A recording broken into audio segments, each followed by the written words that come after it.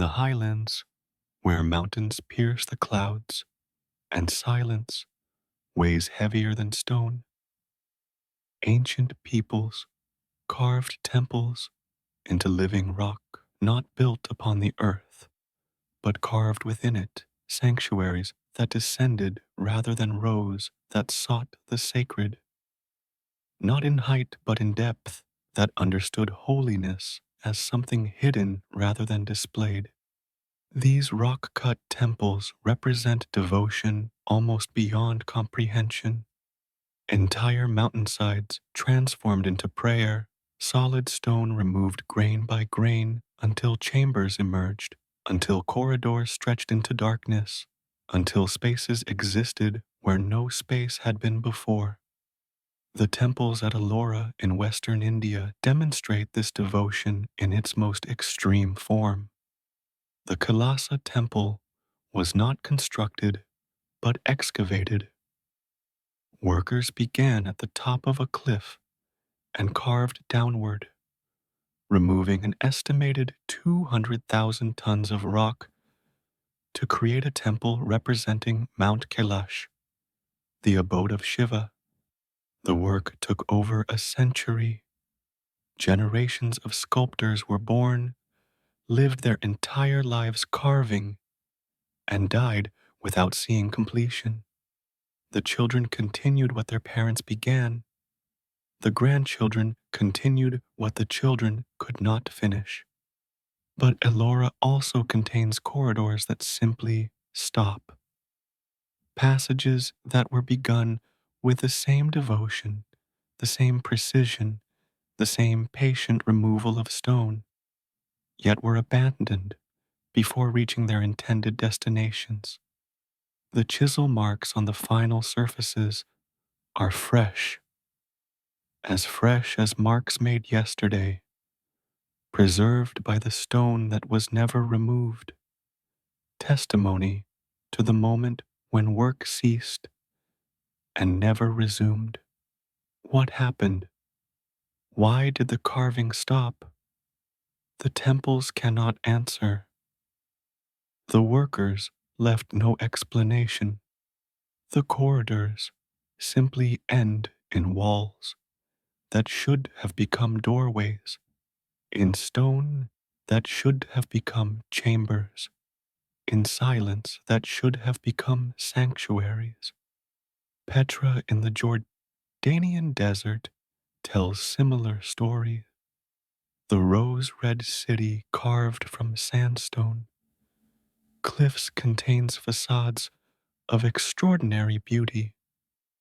The treasury, the monastery, tombs and temples that demonstrate mastery of stone, working that still astonishes engineers. But Petra also contains unfinished facades, half-carved doorways, tombs where the outer decoration was completed, but the inner chambers were never hollowed. The workers stopped. The reasons are lost. Perhaps dynasties fell. Perhaps resources vanished. Perhaps the vision exceeded what hands and lifetimes could accomplish. The phenomenon repeats across the ancient world. In Egypt, the temple of Hatshepsut at Deir el-Bahri was partially defaced by her successor, but also contained sections that were simply never completed, colonnades without their intended carvings, walls smooth where reliefs should have emerged. In India, the Ajanta caves contain paintings that stop mid-scene, bodhisattvas whose faces were sketched but never colored, narratives that break off as if the painters simply laid down their brushes and walked away. What does incompletion mean in sacred architecture? The modern mind assumes abandonment was failure, that resources ran out, that political support collapsed, that the builders could not achieve what they intended. But another interpretation suggests itself. Perhaps some temples were never meant to be completed. Perhaps incompletion was itself the teaching. Perhaps the corridor that ends before reaching its chamber was always intended to end there, was always meant to demonstrate that the journey matters more than arrival, that seeking the sacred is itself sacred, that the goal is not a room, but the walking toward a room that may not exist. This interpretation finds support in religious traditions that emphasize process over product, journey over destination. The Buddhist concept of the path, that enlightenment is not a place you reach, but a way you walk, might explain why some Buddhist cave temples remain unfinished. The Hindu understanding of creation as continuous, never truly complete, might explain why some Hindu temples were deliberately left incomplete, their uncarved stones testimony to the ongoing nature of cosmic creation. The workers did not fail. They succeeded in creating spaces that teach through incompletion what completed spaces could not teach. But we cannot know for certain. The temples do not explain themselves. The corridors that end in darkness do not tell us whether their ending was intention or interruption, whether the workers were called away or simply stopped, whether the final chambers exist in some spiritual dimension we cannot perceive, or whether they were never meant to exist at all. The ambiguity is perhaps the point. The uncertainty is perhaps the teaching. We walk these corridors not to reach a room, but to experience the walking, not to find answers, but to sit with questions that may have no answers. The tool marks on the final walls are the closest we come to the workers themselves.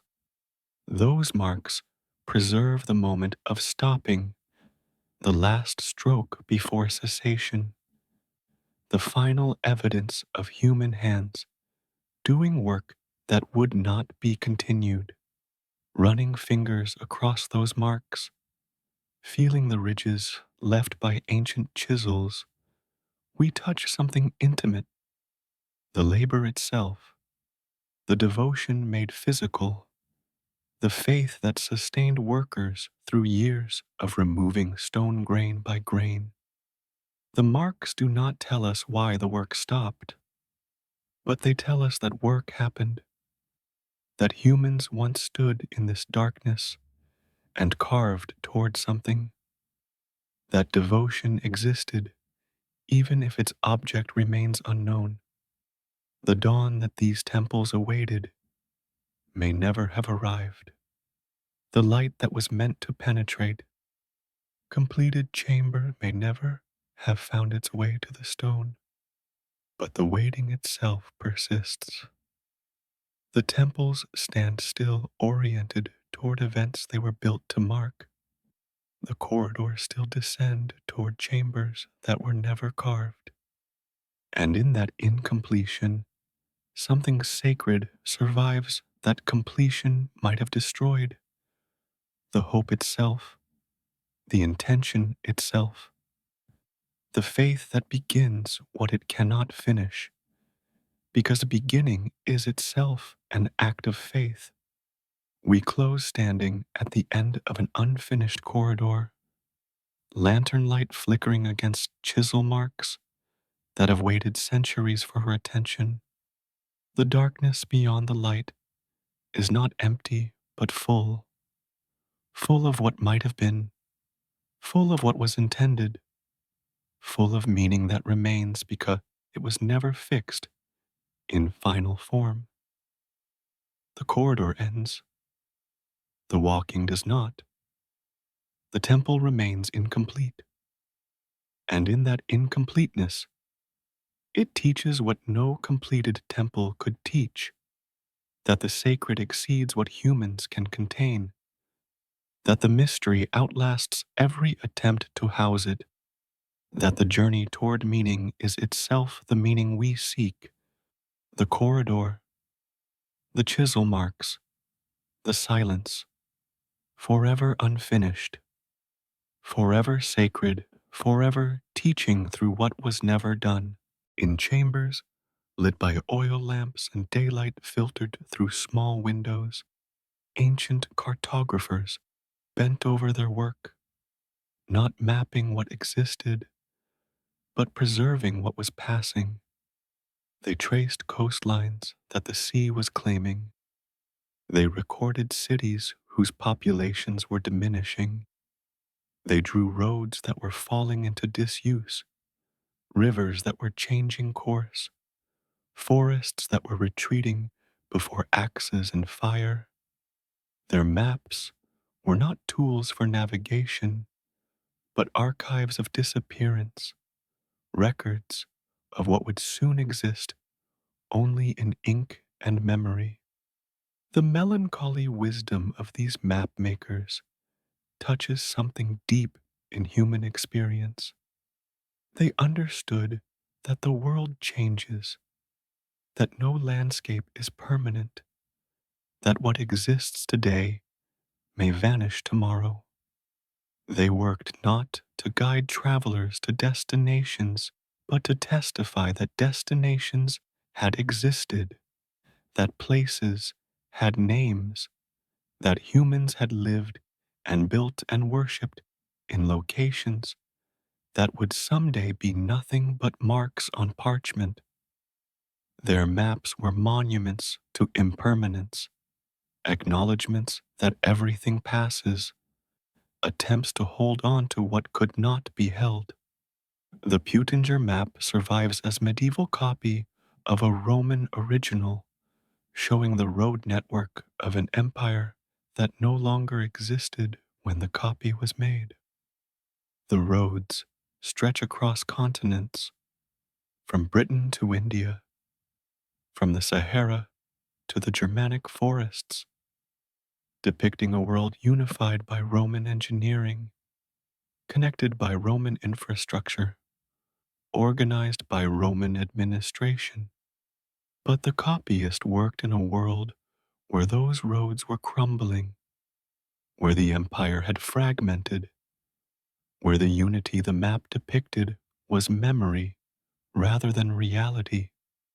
The map preserved what had vanished, offered testimony to what could no longer be experienced, served as archive when it could no longer serve as guide. The Hereford Mappa Mundi, created around 1300, presents geography through theological lens. Jerusalem at the center, paradise at the edge, the world organized according to sacred rather than physical principles, but scattered across its surface are place names and features that reflect ancient knowledge, fragments of Roman geography preserved through centuries of copying, traces of a world that had transformed beyond recognition by the time the map was drawn. The mapmaker knew that some of what he recorded no longer existed, that his map depicted not the present, but accumulated layers of past, that he was preserving as much as documenting. Chinese cartographers created tribute maps showing the kingdoms and peoples who owed allegiance to the emperor, maps that were political documents as much as geographical ones, assertions of sovereignty over territories that sometimes existed more in claim than in fact. When kingdoms fell, when borders shifted, when peoples migrated or were conquered, the maps remained, showing a world that no longer corresponded to reality, preserving the memory of arrangements that had dissolved. The maps became historical documents, records of what had been rather than guides to what was. The phenomenon extends to individual cities. Maps of Alexandria before the fires show the great library, the museum, the lighthouse, monuments that had been destroyed by the time many maps were drawn, preserved in cartographic memory when they could no longer be seen in stone. Maps of Pompeii, drawn from memory after the eruption, attempted to record street layouts and building positions that ash had buried, to preserve the geography of a city that existed now only in the minds of those who had escaped. The mapmakers worked against forgetting, fought to preserve what catastrophe had erased. Why did they do this? What drove cartographers to record what was vanishing rather than what remained? Perhaps they understood that maps are always partly fictional, always represent moments that have already passed by the time ink dries, always depict worlds that are changing as the parchment ages. If all maps are in some sense maps of the past, then maps of vanished places simply acknowledge what other maps conceal.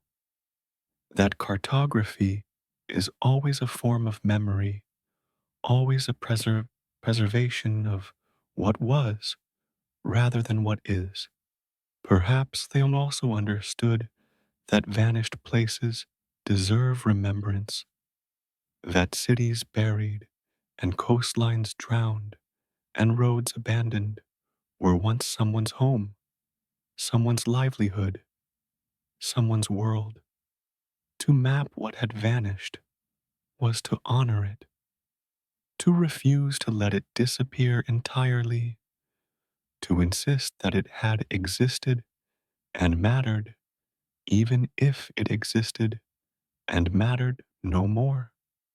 The maps were monuments to the dead, as surely as gravestones, memorials to places as well as people, acknowledgments that loss deserves documentation. The maps also served practical purposes. Knowing where things had been helped explain how things came to be where they were. Trade routes followed ancient paths, even when the paths themselves had disappeared. Political boundaries often preserved the shapes of earlier arrangements.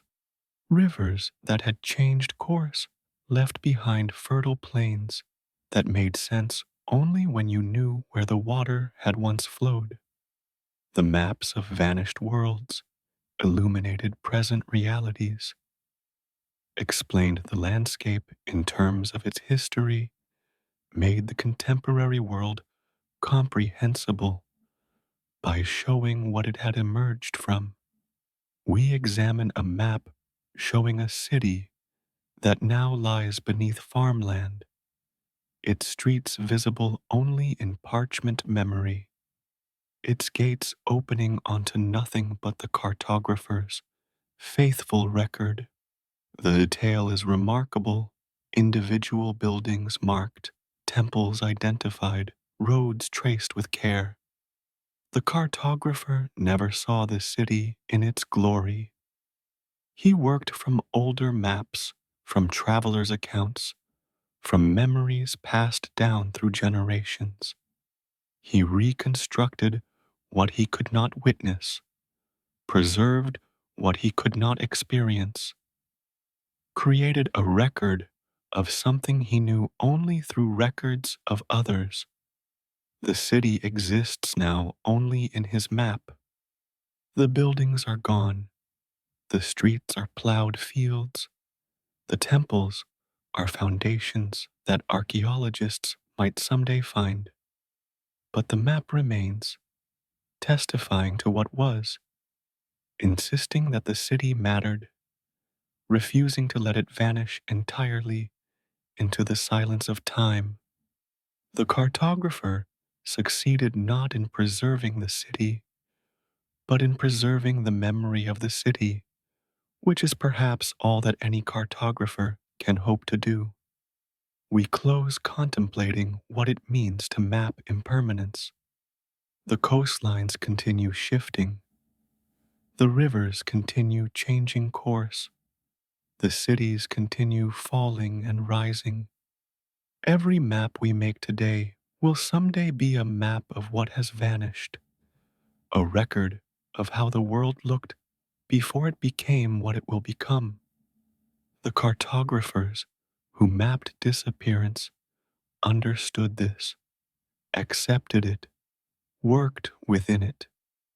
Their maps were not failures to capture permanence, but successes in acknowledging change.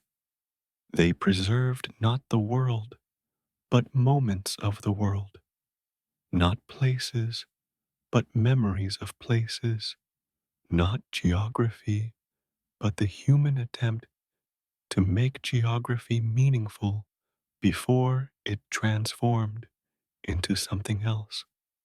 The map remains. What it mapped does not.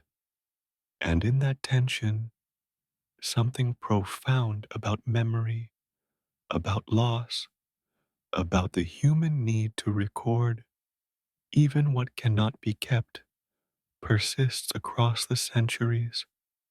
The cartographer's lamp has long since burned out, the parchment has faded, but the vanished city still exists in his lines and labels, still opens its gates to those who know how to read, still offers passage through streets that no feet have walked for centuries.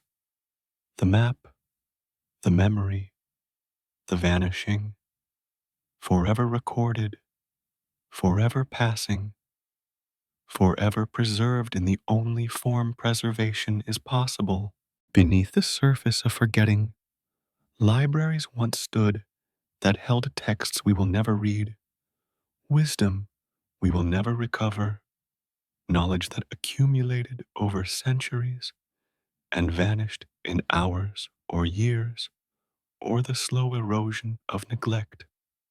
The loss is incalculable, not merely books destroyed, but entire ways of understanding the world, entire traditions of thought, entire literatures that existed and were loved and shaped how people lived, and now are nothing but absence, silence, where voices were.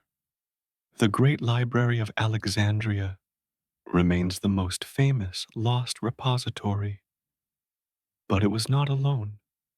The House of Wisdom in Baghdad, established during the Islamic Golden Age, collected and translated texts from Greek, Persian, Sanskrit, and other traditions, creating a center of learning that advanced mathematics, astronomy, medicine, and philosophy beyond anything the ancient world had achieved.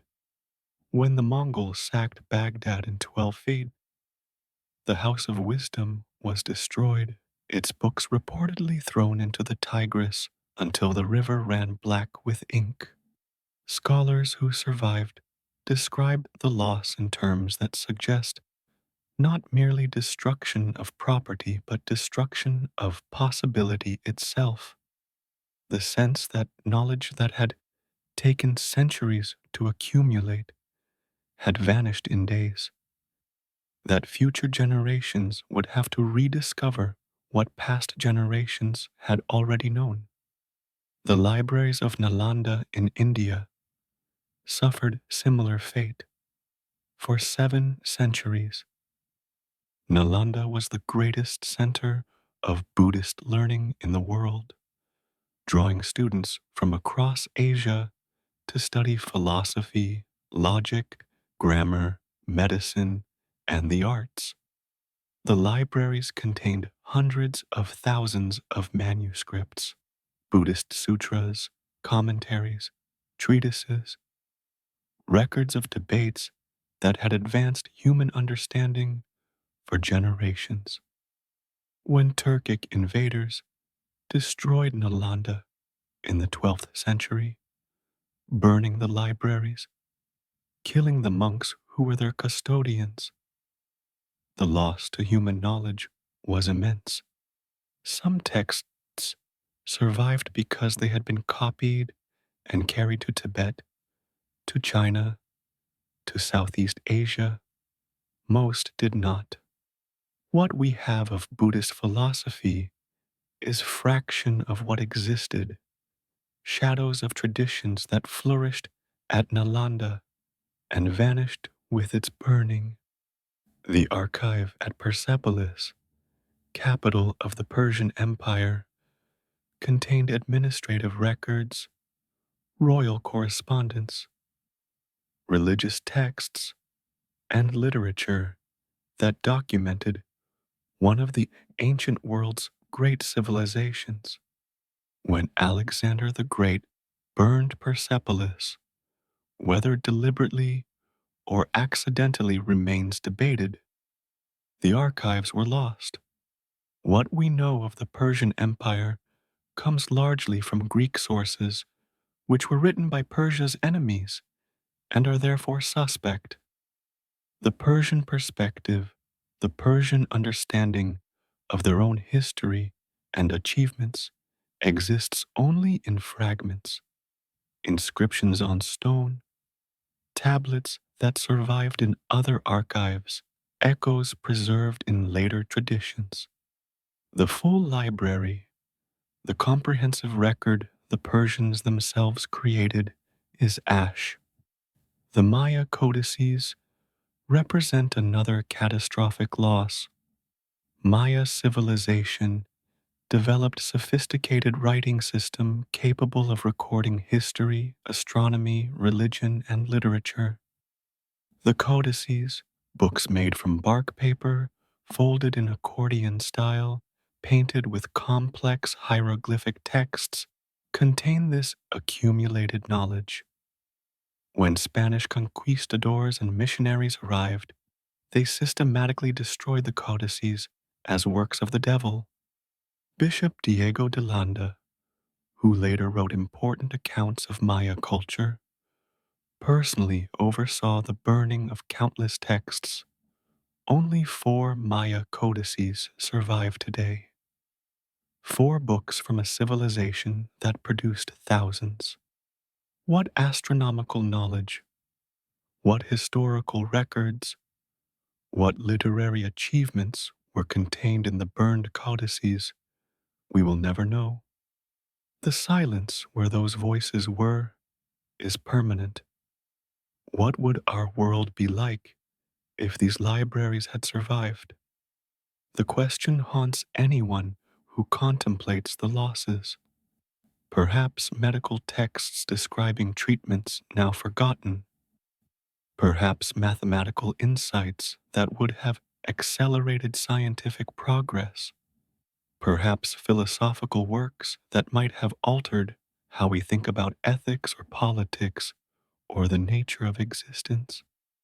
Perhaps literary masterpieces that would have enriched our culture, expanded our understanding of human experience, given us access to minds that thought in ways we cannot now imagine. The potential losses are not merely significant, but incalculable. We cannot know what we do not have, cannot mourn specifically what we cannot identify, can only sense the vastness of the absence. Some texts survived, were copied before destruction, were preserved in other libraries, were transmitted through Byzantine and Islamic scholars who maintained ancient learning through Europe's darker centuries. Euclid's Elements survived. Much of Aristotle and Plato survived. The works of Ptolemy and Galen survived, shaping medieval understanding of astronomy and medicine.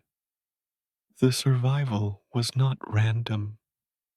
Certain texts were valued, were copied repeatedly, were maintained through centuries of transmission.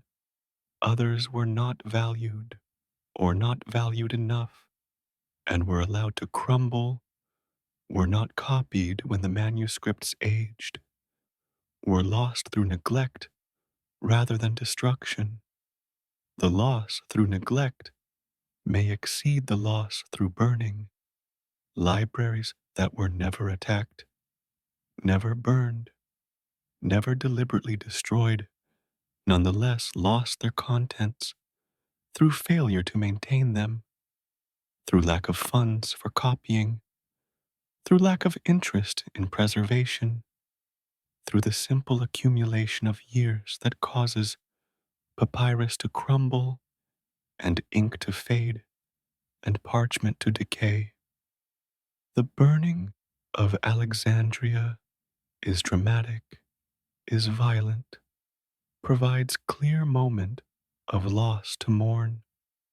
The gradual disappearance of texts that no one bothered to copy is less dramatic, but perhaps more tragic, suggests that the knowledge was available, that preservation was possible, that the loss was choice rather than catastrophe. We examine what fragments remain. A sentence quoted in another text, proving that a lost work existed, a title preserved in a catalog, identifying a book that no one living has read, a reference to an argument or a discovery that suggests knowledge we no longer possess. These fragments are precious and frustrating. Precious because they provide glimpse of what was lost. Frustrating because they cannot tell us what the lost works actually contained. We know that certain philosophers wrote certain works. We do not know what they said. We know that certain poets composed certain poems. We cannot read them. The fragments testify to absence, document loss, preserve memory of what can no longer be remembered. The modern Library of Alexandria, rebuilt near the ancient site, cannot recover what the ancient library lost. It can only stand as reminder of both the power and fragility of written knowledge. Power to preserve human understanding across millennia. Fragility that makes preservation dependent on political stability, economic resources, institutional commitment, and luck. Libraries continue to burn, continue to be destroyed, continue to be neglected into decay. The pattern repeats because the forces that destroyed in ancient libraries, war, ideology, indifference, economic collapse, continue to operate, continue to threaten the accumulated knowledge that each generation receives from the past and is obligated to transmit to the future. We close contemplating a single fragment, a few lines from a text that once filled hundreds of scrolls, a glimpse through a window into a room we can no longer enter. The fragment speaks of stars, of the movements of celestial bodies, of observations made with care that we can admire but cannot fully reconstruct. The astronomer who wrote these words is unknown. The full text of his observations is lost. What he learned from watching the sky, what conclusions he drew, what knowledge he possessed that we do not possess, vanished with the library that held his work. The fragment floats on the sea of forgetting. The library sank, but the fragment remains. testifying that knowledge existed, that someone cared enough to observe and record, that the human effort to understand the universe persisted even when its results did not. The library's ashes have scattered. The astronomer's stars still shine. And in the gap between the lost knowledge and the enduring heavens, something about human endeavor, human fragility, and human hope persists.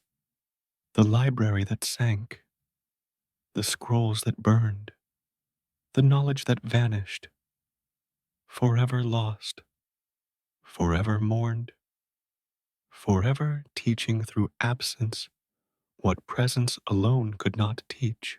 High above the plains, where ordinary life continued, where farmers planted and harvested, and merchants traded, and children were born, and elders died, ancient astronomers climbed mountains to study stars. They sought thin air and dark skies, sought escape from the haze that obscured lowland heavens, sought proximity to the celestial bodies they had devoted their lives to understanding. Some, according to legend and fragmentary record, never came back down, whether they died on their peaks, whether they chose to remain, whether they lost themselves in contemplation so complete that descent became unthinkable. The mountains became their tombs, their observatories became their monuments, and the stars they watched became the only witnesses to their final hours. Ulughbeg, Beg, grandson of Timur and ruler of the Timurid Empire, built an observatory in Samarkand in the 15th century that contained astronomical instruments of unprecedented precision. The main instrument was a sextant with a radius of over 36 meters, built into a trench carved into a hillside, capable of measuring stellar positions with accuracy that would not be exceeded for 2 centuries. Ulugh Beg himself was the primary observer, spending nights measuring the positions of over 1,000 stars, creating star catalogs that remained authoritative for generations. He was eventually murdered in a political conspiracy, but his observatory endured longer, continuing to function until it too was destroyed. Its great sextant filled with rubble, its purpose forgotten until archaeologists uncovered it in the 20th century. In the highlands of Peru, the Inca built astronomical observation sites at altitudes that would challenge modern climbers. Machu Picchu contains the Intihuatana stone, precisely carved to serve astronomical functions. Its angles aligned with solar positions at solstices and equinoxes. The site sits at nearly 8,000 feet above the cloud forests that obscure the lowlands, in thin air that ancient priests and astronomers breathed while recording the movements of sun and stars. They lived at altitude, may have died at altitude, and the astronomical knowledge they accumulated there descended with them into silence when the Spanish conquest disrupted the traditions that had maintained it. Chinese astronomers built observation towers that rose above surrounding landscapes, seeking clear sightlines to horizons where celestial bodies rose and set. The Beijing Ancient Observatory, founded in the Ming Dynasty, still stands with its bronze instruments pointing toward a sky now obscured by the glow of a modern city. But the imperial astronomers who worked there who spent their careers recording eclipses and planetary movements, who accumulated observations that contributed to calendrical calculations governing the empire, left behind observations but not themselves, their personalities, their thoughts, their experiences of watching heavens while empires rose and fell around them, are lost in the formal records they created. What drove these observers? What sustained them through cold nights and tedious measurements, through years of recording positions that changed only slightly from night to night, through the slow accumulation of data that might not bear fruit for generations? The precision required was extraordinary. Small errors in measurement would compound over time, would corrupt the calendars that governed agricultural and ritual life, would undermine the astronomical traditions that gave meaning to celestial observation. The responsibility was immense. The work was painstaking, and the rewards were abstract. The satisfaction of contributing to understanding that would outlast individual lifetimes. Perhaps they were seeking something beyond knowledge. Perhaps watching stars was prayer, was meditation, was escape from human suffering into cosmic order. The regularity of celestial movements, the predictable return of constellations, the calculable paths of planets, the pout, the patterns that repeated with mathematical precision offered comfort that earthly life could not provide. On the mountain, watching the heavens turn, the astronomer participated in something eternal, something that would continue long after his own brief passage through existence had ended. The stars did not care about political intrigue, about economic hardship, about the small concerns that dominated lowland life. The stars simply moved, followed laws that human observation could discover but not alter, offered connection to permanence that human society could not match. The observations they made have partially survived. Ulugh Beg's star catalogue, copied and transmitted, influenced European astronomy.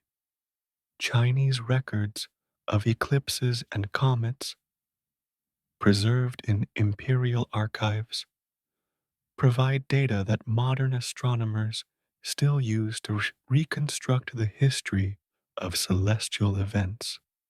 The Mayan observations, encoded in their codices, fragmentarily preserved, reveal sophisticated understanding of planetary cycles that took centuries of patient watching to develop.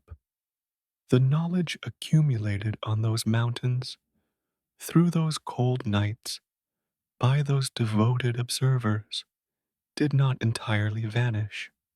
Fragments reached us, inform us still, connect us to those who watch the same stars from different mountains in different millennia. But much more was lost. The observational notebooks that recorded individual measurements, the working documents that preceded the polished catalogs, the personal reflections that might have told us what the observers thought and felt, these have not survived. We have the conclusions, but not the process, the results, but not the experience, the data, but not the human beings who gathered it. The astronomers who forgot to descend are doubly lost, lost in death, lost in the silence of records that preserve their work, but not their lives. We climb in imagination to a mountain observatory at twilight as the first stars emerge from darkening sky. The instruments stand ready, astrolabes and quadrants, sighting tubes and measuring rods, tools whose precision reflects generations of refinement. The astronomer prepares for another night of watching, another session of recording positions that will change imperceptibly from last night's positions, another contribution to the slow accumulation of understanding that astronomy requires. The air is thin. The cold is settling. The stars are emerging in their eternal patterns. What does he think about as he watches? Does he consider the smallness of human concerns against celestial vastness? Does he feel connection to observers who watch these same stars from other mountains in other centuries? Does he sense that his observations will contribute to knowledge that will outlast him, that his measurements will be copied and studied and used by scholars not yet born? Or does he simply watch, simply record, simply do the work that his tradition has taught him to do, finding in the doing itself sufficient meaning? We cannot know. The mountain keeps its silence. The stars continue their movements, regardless of who watches.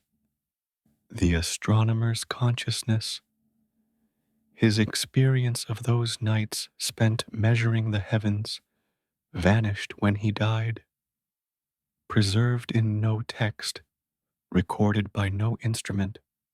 What remains is the data, the positions he recorded, the calculations he made, the contribution he offered to understanding that would grow beyond what any individual could achieve. We close as dawn approaches and the stars fade into brightening sky. The astronomer sets down his instruments, records his final measurements, prepares for sleep in the thin mountain air. Tonight, he will watch again. Tomorrow night, he will watch again. The watching is endless, is the work of a lifetime, is the devotion that gives his life meaning. The mountain received him when he climbed to study stars. Perhaps the mountain will keep him when he can no longer descend. The stars do not notice either way. They continue their ancient movements, following laws that human observation can discover but not alter, offering connection to permanence that human life cannot match. The mountain, the astronomer, the stars, forever watching, forever waiting, forever turning in patterns that human eyes have traced for millennia and will trace for millennia more, long after the mountains themselves have worn away. In the rubble of an ancient city, excavators found a fragment, a single inscription bearing a divine name that appears nowhere else in the archaeological record. A god mentioned once and never again. A deity whose worship left no temples, whose followers left no other trace, whose entire existence is attested by a few words carved on a stone that almost was not found. The name is unpronounceable by modern tongues, its meaning uncertain, its gender unclear. The inscription appears to be dedicatory, an offering or a prayer or a thanksgiving, but to whom, for what, by what community of worshippers, we cannot determine. The God named in those words was real to someone, was invoked with hope or fear or gratitude, was believed to have power over some domain of existence. Humans prayed to this deity. They may have sacrificed to this deity. They believed their lives were influenced by this deity's favor or displeasure. And now, nothing remains but a name, a fragment, a whisper from a religious landscape far more diverse than our fragmentary evidence suggests. The ancient world was crowded with gods. The Mesopotamian god lists contain hundreds of divine names, many of which appear only in those lists, many of which are mentioned so briefly that their functions cannot be determined. Were they local deities, worshipped in single villages that left no other records? Were they aspects of major gods, invoked under particular names for particular purposes? Were they foreign gods, adopted briefly and then forgotten when the communities that worshipped them moved on? The lists preserve names, but not meanings, identities, but not cults, evidence of belief, but not belief itself. Egyptian religion similarly contained divine figures beyond the major gods, whose temples and myths have been preserved. Tomb inscriptions invoke powers that mainstream theology did not acknowledge: protective spirits, minor deities, personifications of abstract concepts who received offerings and prayers, but never received temples or priesthoods. The religious landscape of ancient Egypt was not the orderly pantheon of Osiris and Isis and Ra that popular accounts present, but a complex ecosystem of divine and semi divine beings, each serving particular needs, each worshipped by particular communities, most now lost in the silence that swallows everything that is not repeatedly recorded. Greek magical papyri from late antiquity invoke beings that no temple honored, divine names that combine Greek and Egyptian and Hebrew and Coptic elements in combinations that suggest personal religion rather than state cult, individual seeking rather than community worship. These papyri were practical tools, spells for love, for health, for success in business, for protection from enemies, and they called upon powers that official religion did not recognize. The practitioners believed these powers were real, were effective, could be invoked through proper formulas. Their beliefs left traces only because the papyri themselves survived, buried in Egyptian sand that preserved what other climates would have destroyed. What does it mean that so many gods are known only from single attestations? It means that our knowledge of ancient religion is like our knowledge of ancient stars. We see only the brightest, while countless dimmer lights have faded beyond recovery.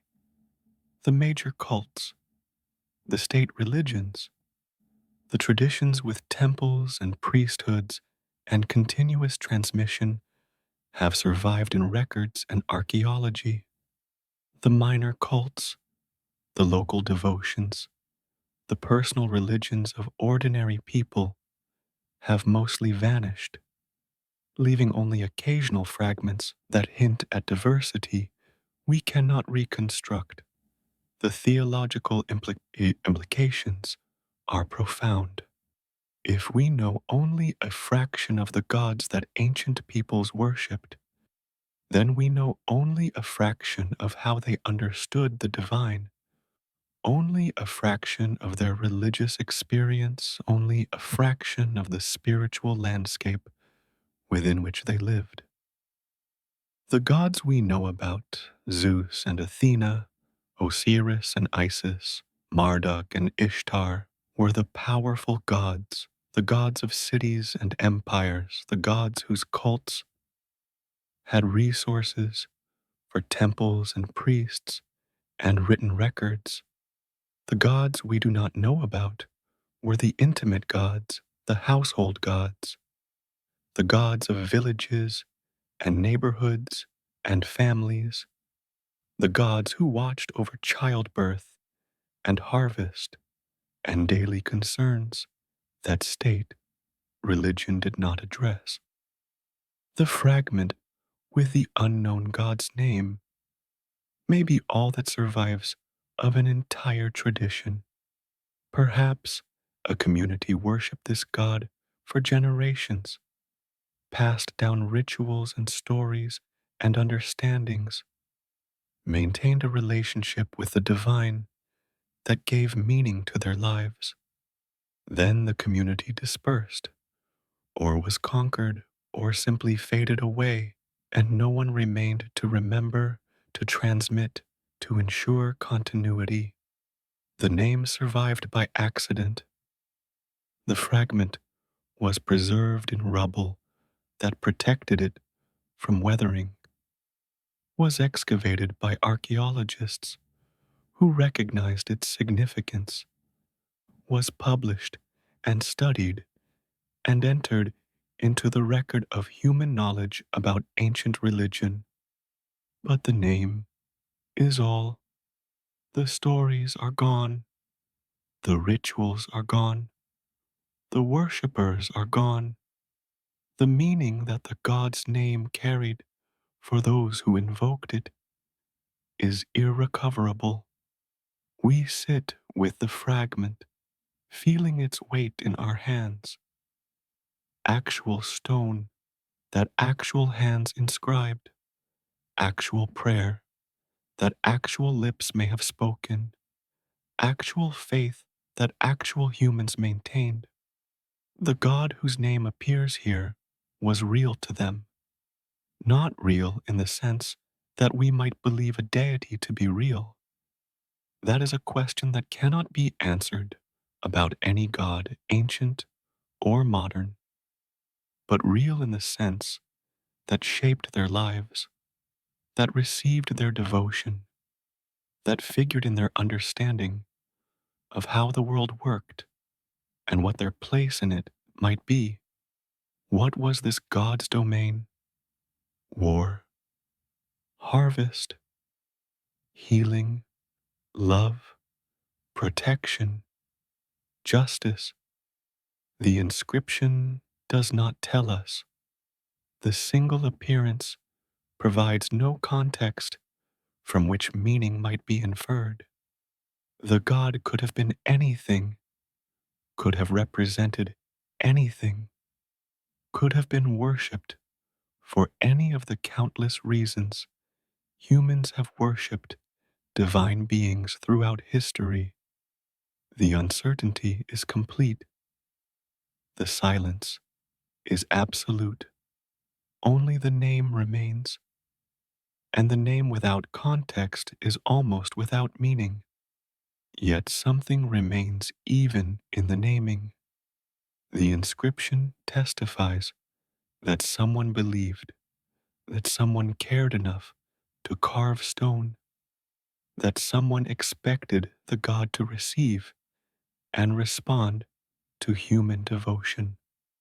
The fragment is evidence of faith itself, even if the content of that faith is lost. In the silence where this God's cult once existed, something persists.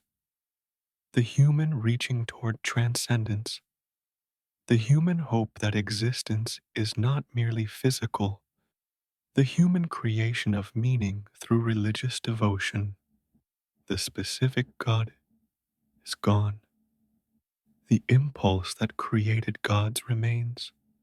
We close holding the fragment, reading the name we cannot pronounce, honoring the God we cannot know. Somewhere in the landscape of ancient devotion, worshippers gathered and prayed and believed that this deity heard them. Their prayers have dissipated into silence. Their rituals have been forgotten. Their community has vanished. But their faith left this mark in stone, this evidence of seeking, this testimony that they too reached toward the divine, that they too hoped for connection with something greater than themselves.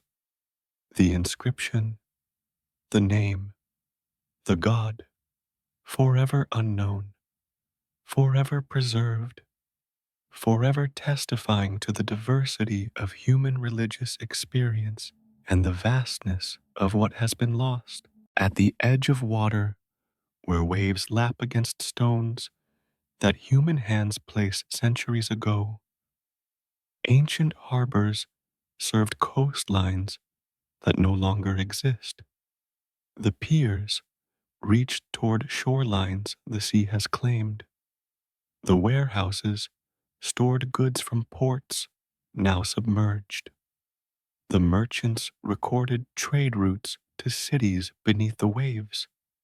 The harbors waited for ships that could no longer find them, maintained channels to destinations that had disappeared beneath rising water or sinking land. Dwarka, legendary city of Krishna, lies partially submerged off the coast of Gujarat in India. Marine archaeologists have discovered stone structures beneath the waves, walls, foundations, artifacts that suggest substantial settlement, evidence that the city of legend may have had historical foundation. The waters rose, or the land sank, and what was once above the surface descended beneath it. The harbor that served Dwarka received ships for generations, facilitated trade that connected India to the wider world, stood at the interface between land and sea that made maritime commerce possible. Now, the harbor is memory. The trade routes are ghosts. The ships that called there have rotted to nothing, while the stones that guided them lie beneath waves that care nothing for human purposes. Pavlopetri, off the southern coast of Greece, is perhaps the oldest submerged city yet discovered, dating to around 5,000 years ago. The streets are visible beneath clear water, planned avenues, building foundations, evidence of urban organization that suggests sophisticated society. The people who lived there, traded there, worshipped there, are gone, but their city remains transformed by submersion from a living settlement to underwater archaeological site. Divers swim through streets where pedestrians once walked. Fish inhabit chambers where families once slept. The tide flows through doorways that were built for human passage. Caesarea Maritima, Herod's great port on the coast of Palestine, was an engineering marvel.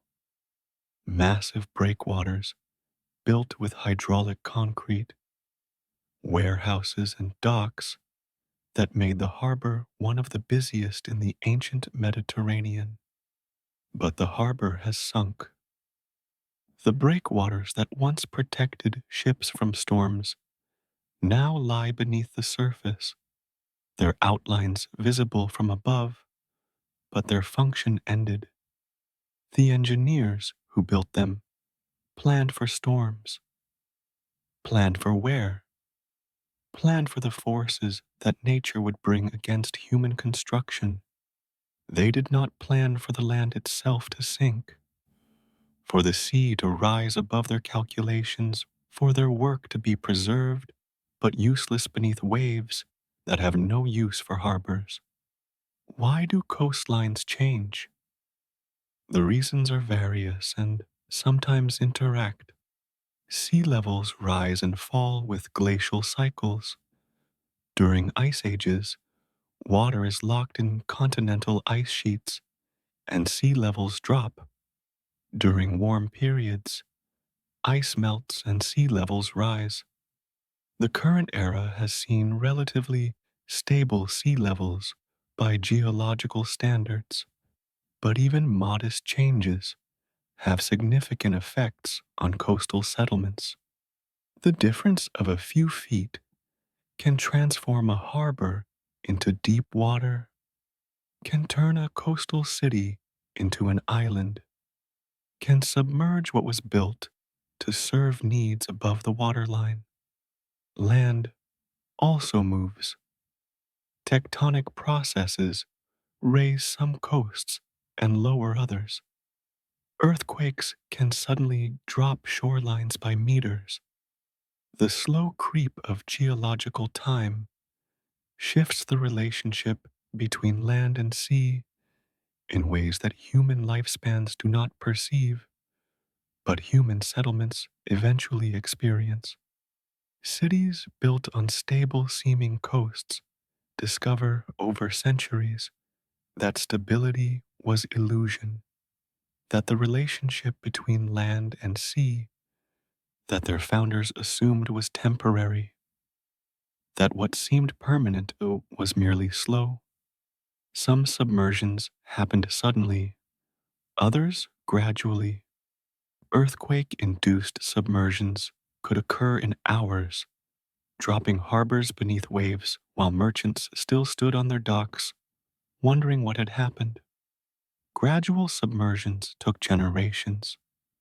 Water lines crept higher year by year, requiring constant adjustment, until finally adjustment became impossible and abandonment became necessary.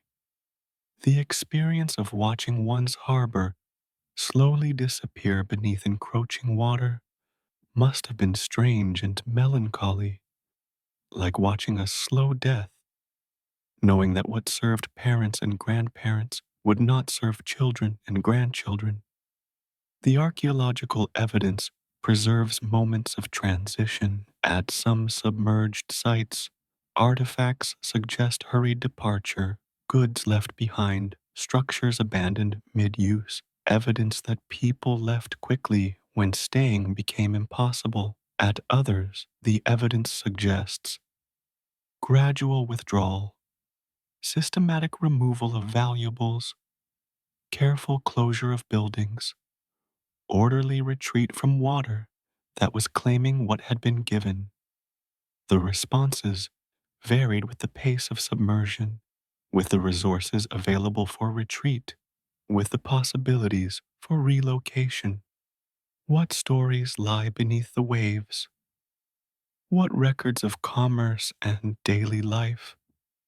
What love letters and contracts and religious texts sank with the cities that produced them? Organic materials decay quickly in seawater.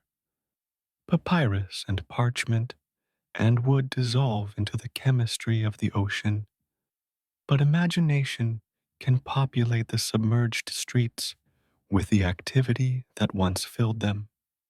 Merchants bargaining over prices, sailors drinking in waterfront taverns, priests processing to temples now inhabited by fish, children playing in streets now covered with sediment.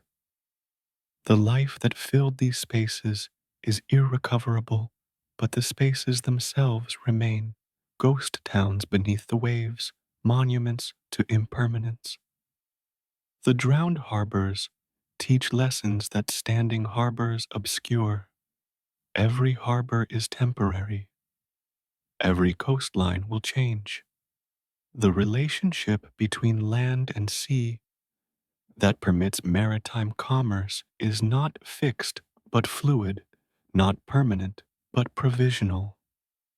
The merchants who built warehouses on solid seeming ground could not imagine that ground beneath water, could not conceive that their investment would one day be archaeology rather than commerce.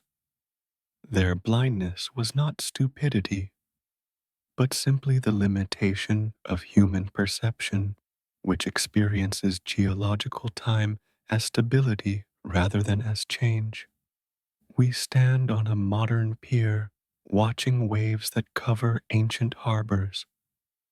The surface reveals nothing of what lies beneath, nothing of the piers that served other ships, the warehouses that stored other goods, the infrastructure that made other commerce possible.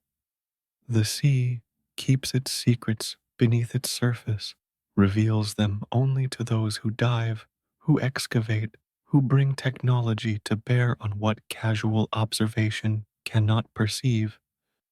The harbors are there, beneath the waves, waiting with patience that human impatience cannot match. We close imagining a ship approaching a harbor that has begun to submerge, the captain confused by changed landmarks, the crew unable to find the channel they expected, the realization dawning that what the charts promised is no longer there. The charts are not wrong exactly, they simply describe a world that no longer exists. The harbor was real when the charts were drawn. The harbor served ships for generations, but the coastline shifted. The water rose, or the land sank, and what was foundation became obstruction. What was haven became hazard. What was arrival became absence. The harbor, the coastline, the change, forever transforming, forever teaching that nothing human builds endures unchanged, forever reminding that the sea takes back what the land provided, that every shore is temporary, that every port exists only as long as the relationship between land and water permits. In the darkness, beneath pyramids and mountains, chambers were carved and sealed, prepared for royal bodies that never came. The workmen completed their tasks with care, smoothing walls, carving sarcophagi, placing grave goods in proper positions. The priests performed the necessary rituals, consecrated the spaces, prepared them to receive the dead who would rest there forever. And then, somehow, the expected occupants never arrived. The chambers remained empty. The preparations were in vain. The silence that was meant to be peaceful rest became instead a strange absence, a preparation without fulfillment, a journey never completed. The Great Pyramid at Giza contains chambers whose purposes are still debated.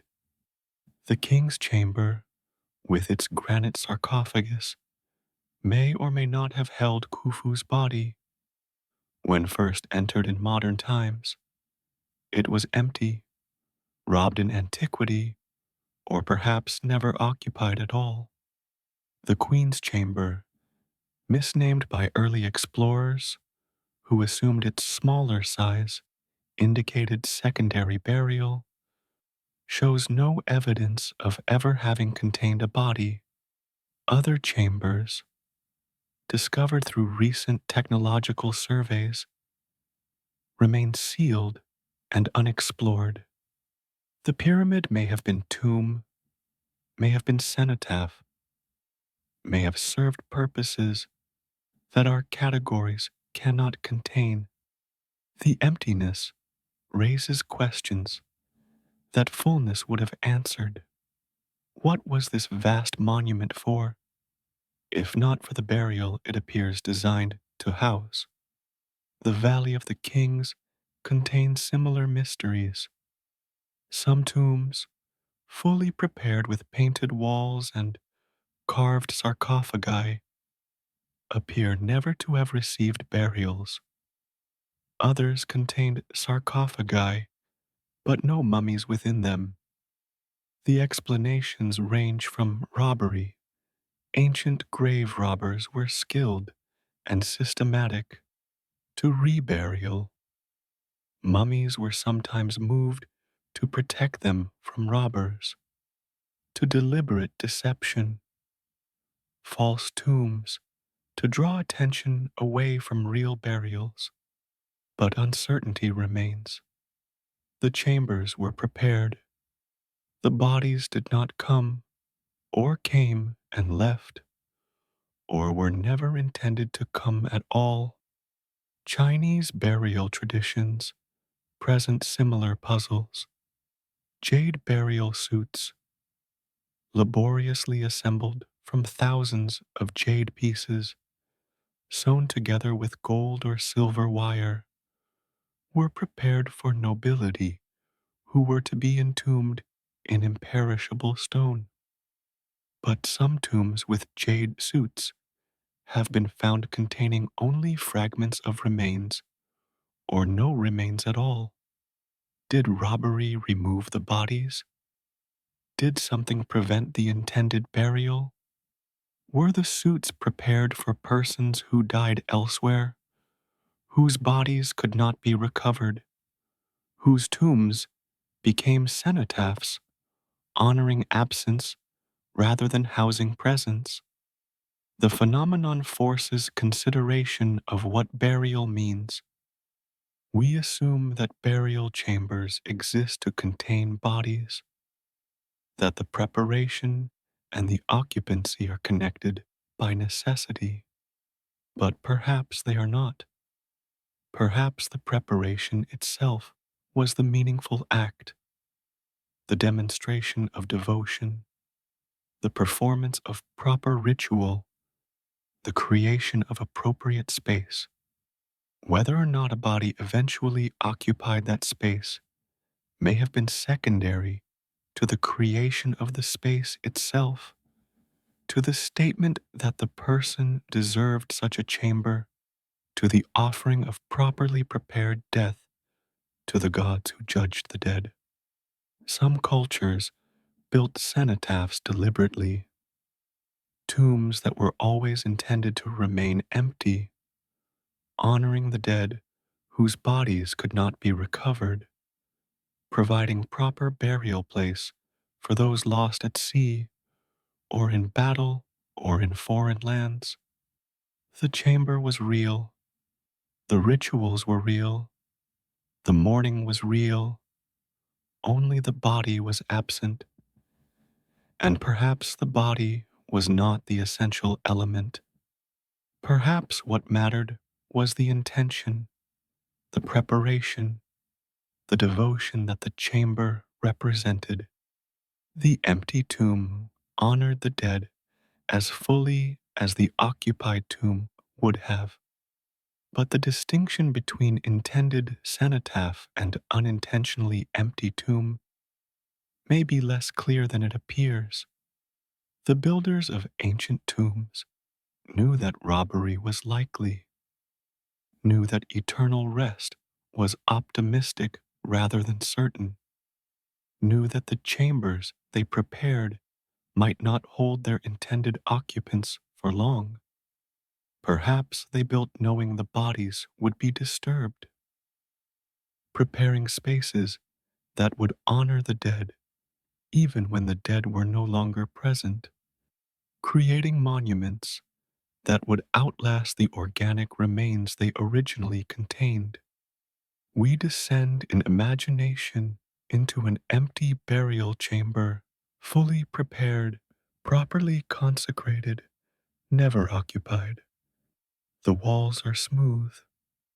The sarcophagus is ready. The provisions for the afterlife are in place. Everything waits for an arrival that never came. The king died elsewhere, or died at the wrong time, or chose a different resting place, or was prevented by circumstances we cannot reconstruct from reaching the chamber prepared for him.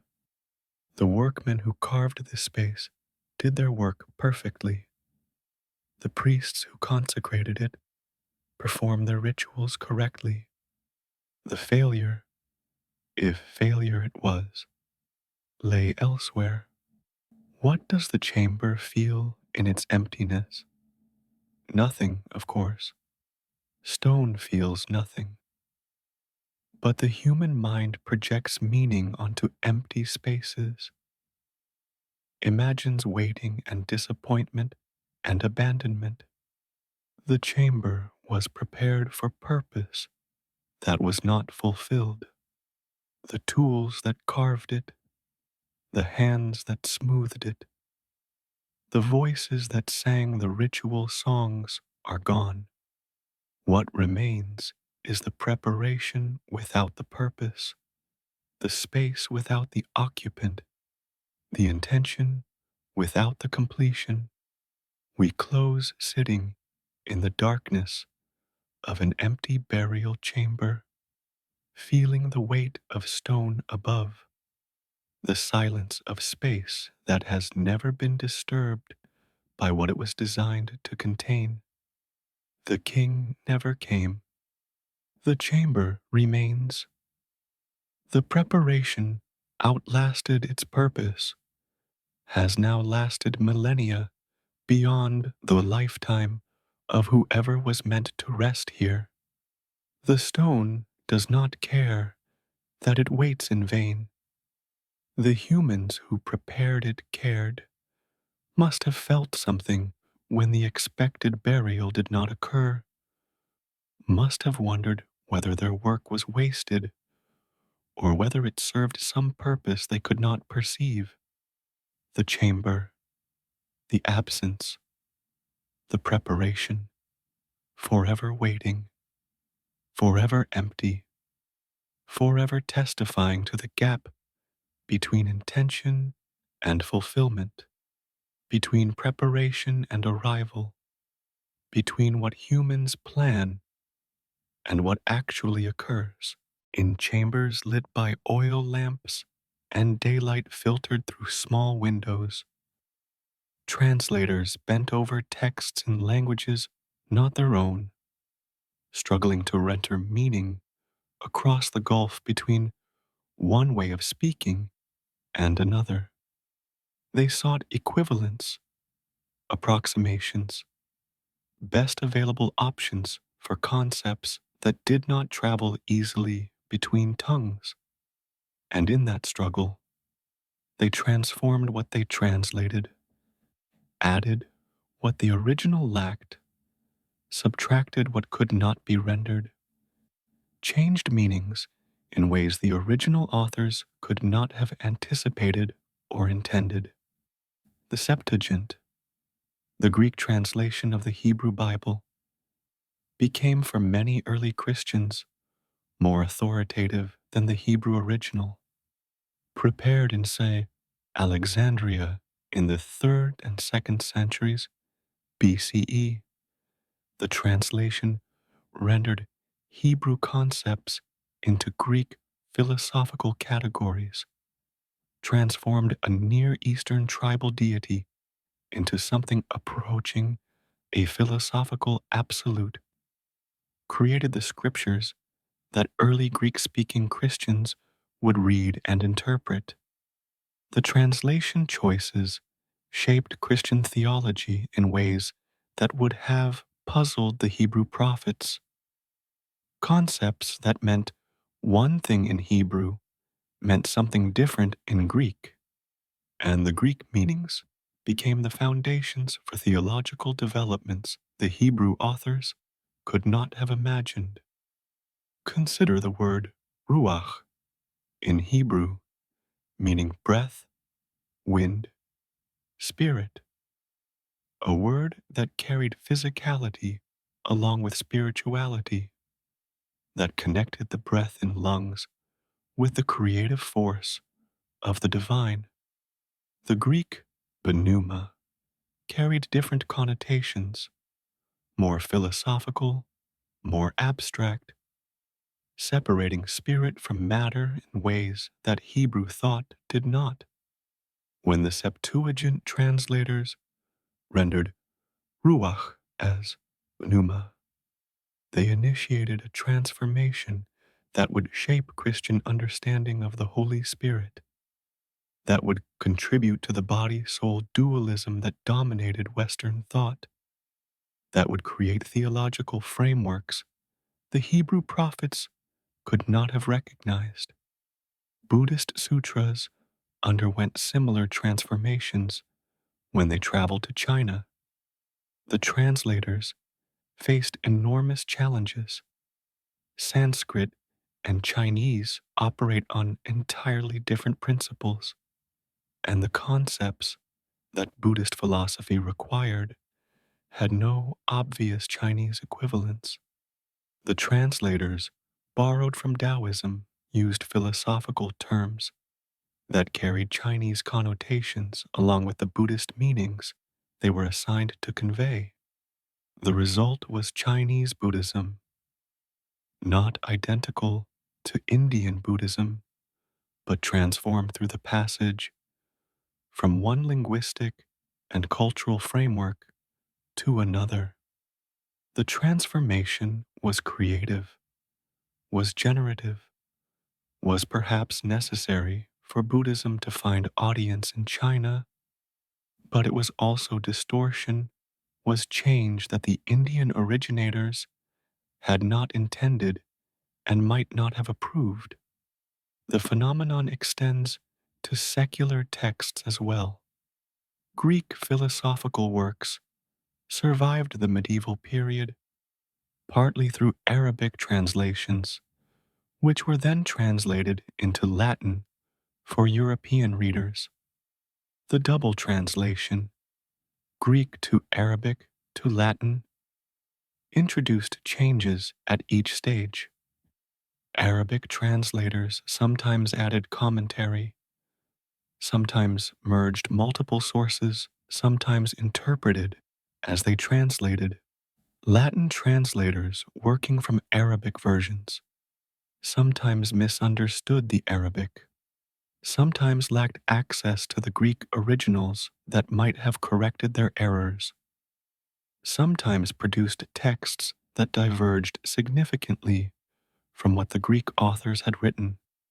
The Aristotle that medieval European scholars read was not quite the Aristotle that Greeks had known, was Aristotle filtered through centuries of translation and interpretation, transformed through the linguistic journeys his texts had taken. What does it mean that wisdom travels through transformation? Perhaps it means that wisdom is more robust than we assume, that it survives the imperfections of transmission, that what reaches us is valuable, even is not identical to what was sent. Perhaps the transformations themselves are generative, creating new insights that the originals did not contain, making possible understandings that require the combination of different cultural frameworks. The Chinese Buddhism that emerged from imperfect translation was not inferior to Indian Buddhism, was different, was appropriate for its context, was meaningful to millions who found in it what they needed. But perhaps it also means that we should hold our understanding lightly, should recognize that what we read is never simply what was written. should acknowledge the layers of interpretation that lie between us and any ancient text. The confidence with which we cite ancient authorities might be tempered by awareness that we access those authorities through imperfect channels, that the words we read have traveled through transformations we may not perceive, that meaning shifts as it moves between languages and cultures and centuries. We sit with a text that exists only in translation, the original lost, the translation all that survives. We read words that someone rendered from a language we do not know, making choices we cannot evaluate, producing a text that may or may not correspond to what was originally written. We trust the translator, must trust the translator, have no alternative to trusting the translator, because the original against which we might check the translation no longer exists. The translator's choices have become our only access to whatever wisdom the original contained. What did the original say? We cannot know. The translation is all we have. The transformation that occurred when one language became another is hidden from us, preserved only in the difference between what was written and what we read, a difference we cannot measure because one half of the comparison is missing. We read what the translator produced, assume it corresponds to what was originally meant, build our understanding on foundations that may or may not be solid. The scroll that traveled, the meaning that shifted, the wisdom that arrived in new form, forever transformed, forever different from what was sent, forever valuable despite, or perhaps because of, the changes that transmission imposed. We close contemplating translation as both betrayal and salvation, betrayal of original meaning, salvation of meaning that would otherwise be lost entirely. Without translation, the, wils- the wisdom of other cultures and other languages would be inaccessible to us. With translation, that wisdom reaches us changed, transformed, perhaps improved, perhaps diminished, but present in ways it otherwise could not be. The trade off is inescapable. We accept the imperfection because the alternative is silence. We receive the transformation because the alternative is absence. We trust the translators, knowing they were human and fallible, because without them, we would have nothing to trust. The translation, the transformation, the text that changed what the original never said. Forever both betrayal and gift. Forever shaping how we understand what we did not write. Across deserts, where caravans left bones of camels and merchants who did not complete their journeys. Across mountain passes, where cold killed the unprepared and altitude sickened the lowland born. Threads of connection stretched between civilizations that never met face to face, but transformed each other nonetheless. The Silk Road was never single road, but network of paths, was never merely commercial exchange, but also exchange of stories, of beliefs, of ways of understanding what existence meant. Silk flowed westward, gold flowed eastward, and between them flowed something harder to measure, the ideas and images and narratives that peoples traded alongside their merchandise. A merchant in Chang'an packs silk for the long journey westward. He does not know where the silk will eventually arrive. Perhaps Rome, perhaps Persia, perhaps the oasis cities of Central Asia, where trading stops are also trading ends. He knows only that demand exceeds supply, that each bolt of silk gains value as it travels, that the distance between origin and destination is measured in profit as well as miles. But the silk carries more than itself, carries the techniques of its production, which Chinese authorities guarded as secret for centuries, carries the aesthetics of its patterns, which will influence the design traditions of every culture that encounters it, carries the prestige of its origin, which will make silk a synonym for luxury in languages across the Eurasian landmass. A monk in Gandhara, that cultural crossroads where Greek and Indian traditions met following Alexander's conquests, composes a statue of the Buddha. But this Buddha has features that no Indian would expect: curly hair like Greek Apollo, drapery flowing like Greek sculpture, facial features that owe more to Mediterranean models than to South Asian ones. The monk does not see these elements as foreign. They are simply how things are done here, where Greek artistic traditions have mingled with Buddhist devotion for generations. The statue will travel eastward along the same routes that carry silk westward, will shape how Chinese and Korean and Japanese artists depict the Buddha, will transform religious iconography across a continent. The stories that traveled with merchants were themselves transformed through travel. Persian tales became Chinese tales that became stories told in ways their Persian originators would not recognize. Indian philosophical concepts, translated imperfectly into Chinese, produced ideas that were neither quite Indian nor quite Chinese, but something new. The Silk Road was not merely conduit, but catalyst.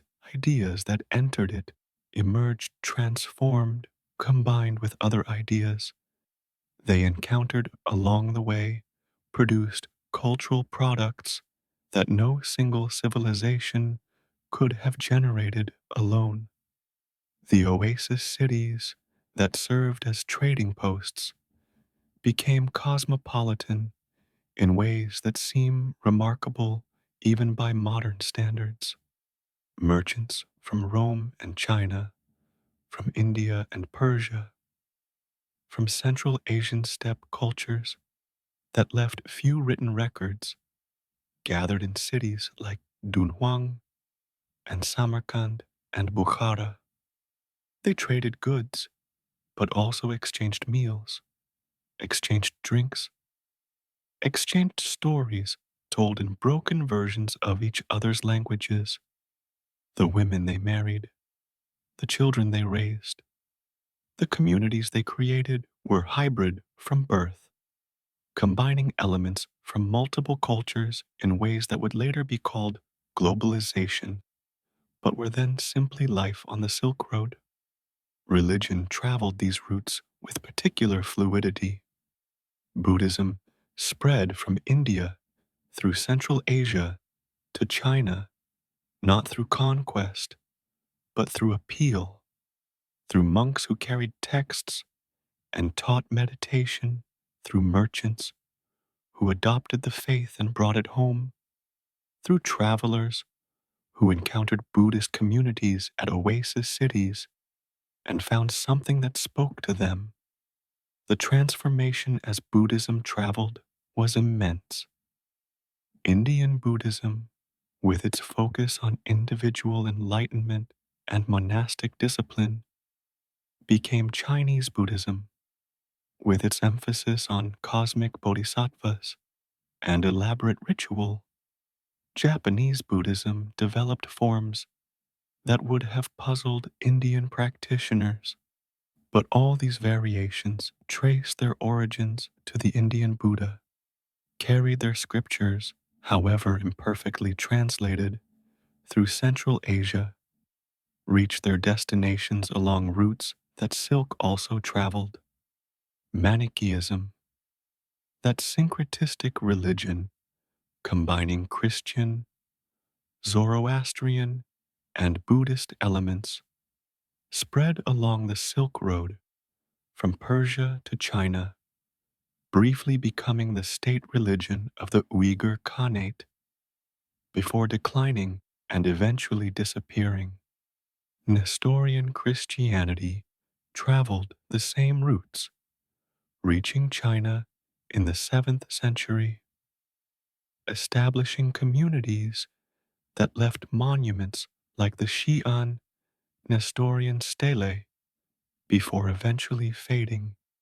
Islam spread along both the Silk Road and maritime routes, carried by merchants who found that shared faith facilitated commerce, whose trading posts became mosques, became centers of conversion, became the foundations for Islamic civilization from Morocco to Indonesia. The material culture that survives testifies to these connections.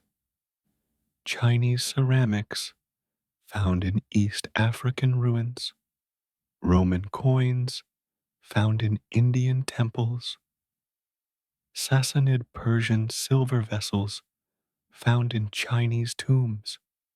Each object tells story of connection, of desire for exotic goods, of networks linking peoples who knew of each other only through intermediaries. The objects traveled by hand, from merchant to merchant, changing ownership at each trading post, accumulating stories and value as they moved. A single bowl might pass through a dozen pairs of hands between its creation in Chinese kiln and its arrival in Roman dining room. What was lost in this exchange? Some things were transformed beyond recognition, so that what arrived bore little resemblance to what departed. Some things were simplified for commercial purposes, stripped of sacred meanings that would not translate to foreign markets. Some things were misunderstood, producing interpretations that the originators would have considered errors, but that became truths in distant lands. The exchange was imperfect, was marked by loss as well as gain, was shaped by power differentials that meant some cultures exported more than they imported. Some benefited more than they were benefited. We walk in imagination with a caravan crossing the Taklamakan Desert, days of sand and sun, nights of cold and stars. Always the uncertainty about water, about weather, about bandits, about whether the goods will survive to fetch the prices that justify the risk. The merchants speak multiple languages imperfectly, use a lingua franca of hand signals and shared commercial vocabulary, trust each other enough to conduct business without fully understanding each other's words. The silk they carry will clothe Roman aristocrats who never consider how it reached them. The gold they accept will travel back to markets they never see.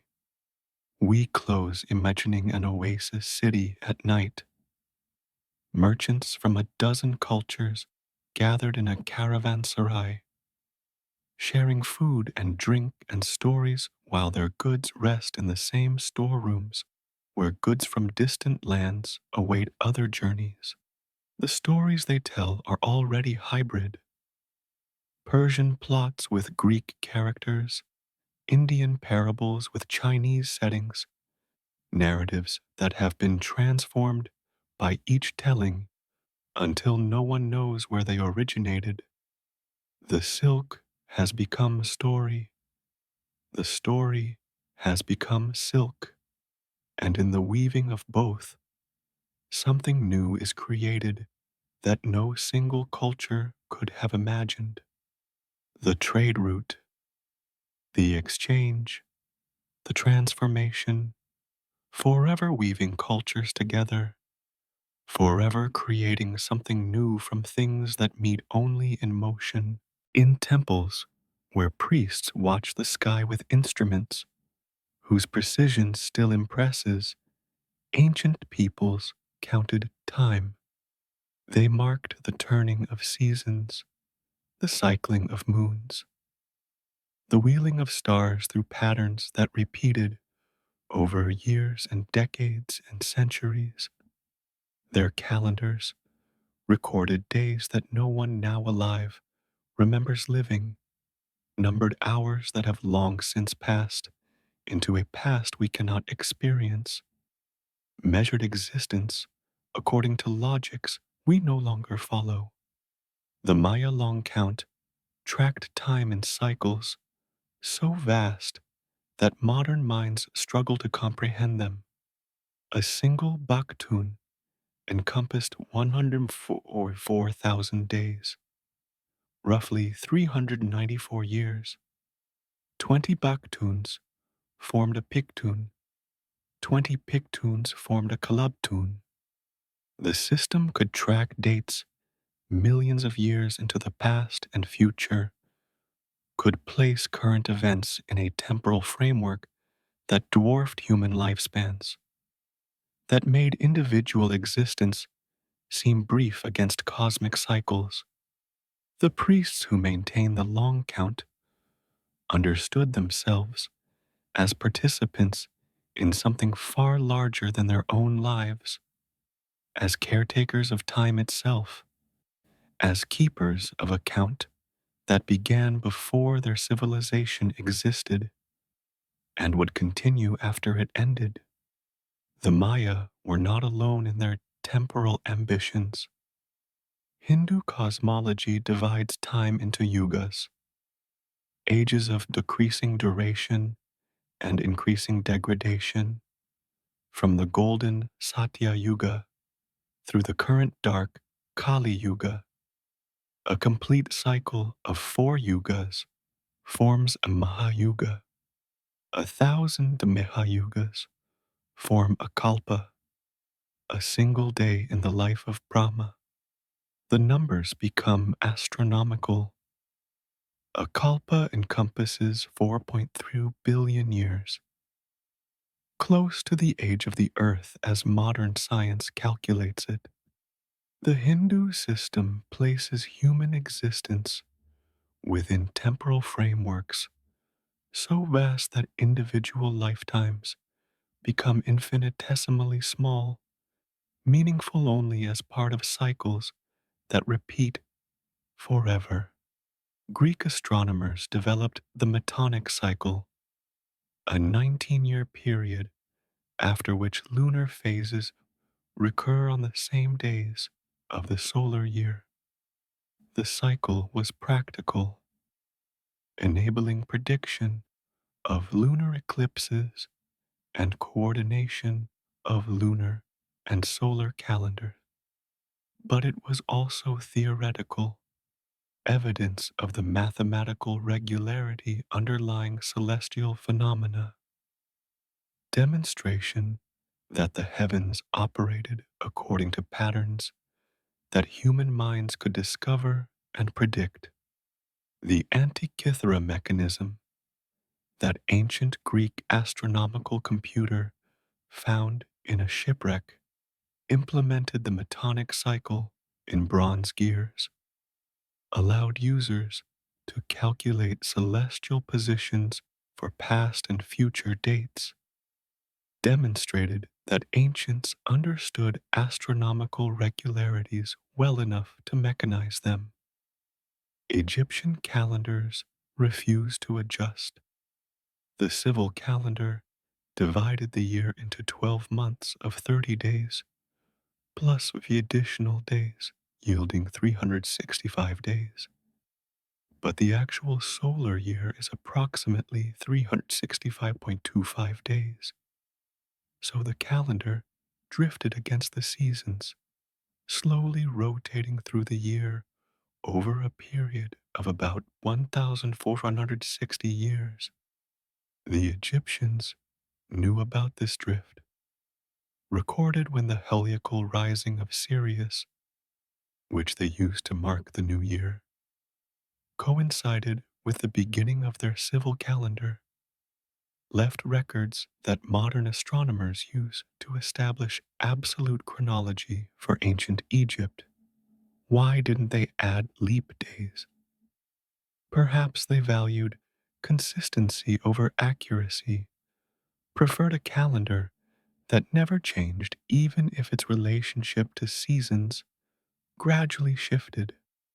The multiplicity of calendars means that translating ancient dates into modern equivalents requires care and expertise. When ancient texts say an event occurred in a certain year, we must ask, by what calendar? Reign years of kings? Years since some foundational event? Years within a repeating cycle? The same event might be dated three different ways by three different ancient sources, each using a calendar system that made sense to its users, but requires interpretation by modern scholars. The uncertainty that sometimes surrounds ancient chronology reflects not ancient carelessness, but ancient diversity. Different cultures counted time differently, and reconciling their counts requires understanding their systems. Some calendar systems have been lost entirely. We know that certain cultures used calendars because we have references to dated events, but we do not know how their calendars worked, what their months were named, when their years began, how they coordinated lunar and solar cycles. The calendar is gone, but the events it dated remain, floating in relative chronology that cannot be precisely anchored to absolute time. We know event A preceded event B, but we do not know how many of our years separated them. The psychological experience of time that these calendars shaped is irrecoverable. What did it feel like to understand oneself as living in the 5,125th year of a cycle that would end in catastrophe? What did it mean to calculate one's age in a calendar that would take 1,460 years to complete a single rotation? How did consciousness of vast temporal cycles affect daily life, decisions, relationships? The calendars survive in stone and text, but the lived experience of time they created has vanished with those who lived within them. We sit with a calendar stone, running fingers over glyphs that once told priests what day it was, not merely what day by our count, but what cosmic significance that day held, what rituals were required, what the gods expected of human worshippers. The stone is silent now. No one living can read the count directly, can feel what it meant to those who carved it. Scholars have deciphered the systems, can translate ancient dates into modern equivalents, can explain what the glyphs meant. But knowing what they meant is not the same as living within the systems they encoded, feeling time as those who use these calendars felt it.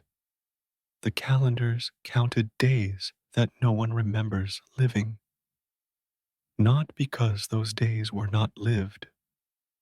They were lived intensely as we live our own days. But because the living has ceased, the days have passed into a past that exists only in records and ruins. The calendars recorded what at the time was present, what at the time was urgent and immediate.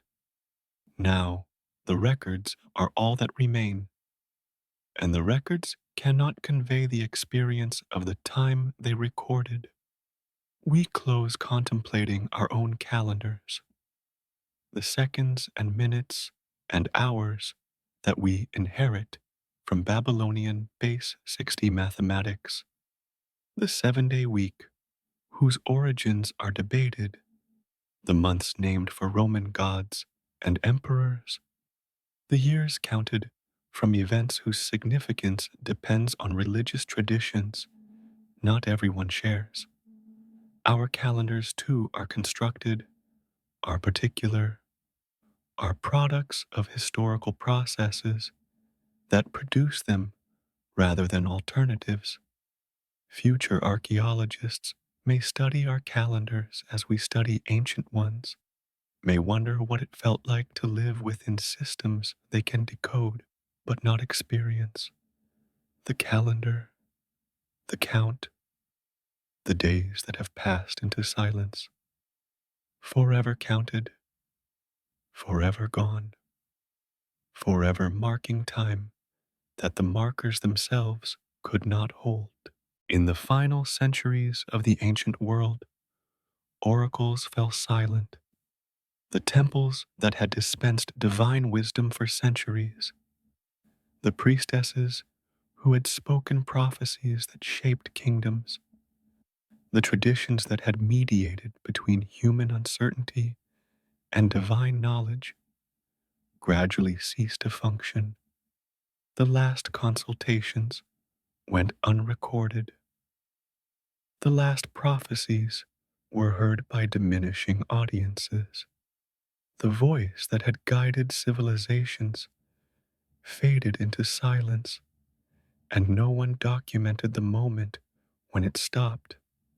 Delphi's oracle did not end dramatically. There was no final prophecy announcing closure, no definitive moment when the Pythia spoke her last words. The temple simply received fewer visitors, supported fewer priests, maintained fewer rituals. The gas that rose from the chasm, whether divine breath or geological phenomenon, still rose, but fewer came to breathe it. The last recorded consultation dates to the 4th century CE, shortly before Christian emperors banned pagan practices. But by then, the oracle was already declining, already irrelevant to a world that had moved beyond seeking divine guidance from Greek gods. What did the last Pythia experience, sitting on her tripod above the chasm, breathing vapors that may have induced genuine altered consciousness, speaking words that fewer and fewer people believed came from Apollo? Did she feel the god's presence as generations of Pythias had felt it? Did she wonder why the crowds had thinned? Why the wealthy cities no longer sent delegations? Why her words no longer shaped the decisions of kings? Did she know she was among the last? That the tradition she represented was ending? That after her, there might be no one to sit on the tripod and speak Apollo's will. The Egyptian oracles similarly faded. The great oracular temples, where statues of gods nodded or mowed to answer questions, where priests interpreted divine will through elaborate rituals, gradually fell silent as Egypt became first Roman province and then Christian nation. The priests who maintained the traditions aged without training successors. The temples fell into disrepair without funds for maintenance. The gods who had spoken through oracle and dream withdrew into silence, their voices heard no more in the land that had worshipped them for millennia. Mesopotamian divination traditions, ancient when Greece was young, similarly declined as the civilizations that practiced them were conquered and transformed.